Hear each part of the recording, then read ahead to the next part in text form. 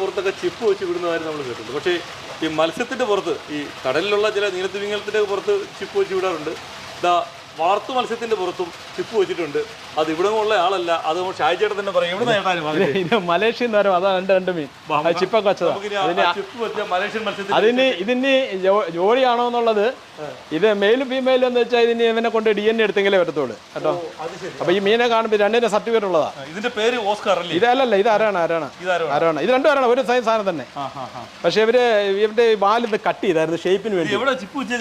അതിനകത്ത് ഇവിടെ അത് നമുക്കറിയത്തില്ല, സർട്ടിഫിക്കറ്റിനകത്തുണ്ട്. അത് അവര് വെച്ച് വിടുന്ന അത് കണ്ട് ലിക്കടം കണ്ടാന്ന് തോന്നുന്നു കേട്ടോ. അത് എൻ്റെ അടുത്ത് അപ്പൊ രണ്ടാക്കിയിരിക്കുന്നത് വെച്ചാൽ ഇവന്റെ വാല് ഷേപ്പിന് വേണ്ടി കട്ട് ചെയ്തപ്പം ഈ രക്തമായി ഉണ്ടായിട്ട് അവർക്ക് കടിക്കുന്നു, അങ്ങനെ മാറ്റി. ഇത് നമ്മുടെ സാധാ സിൽവർ ആരമാണ്. സിൽവർ ആരമാണ് അത് തീറ്റിട്ടേക്കുക. ഇതല്ല, ബാക്കിയെല്ലാം അതങ്ങ് നിന്നോളും. അയാളുടെ ഭക്ഷണം അത് ആവശ്യമുള്ളപ്പോൾ പിടിച്ചു.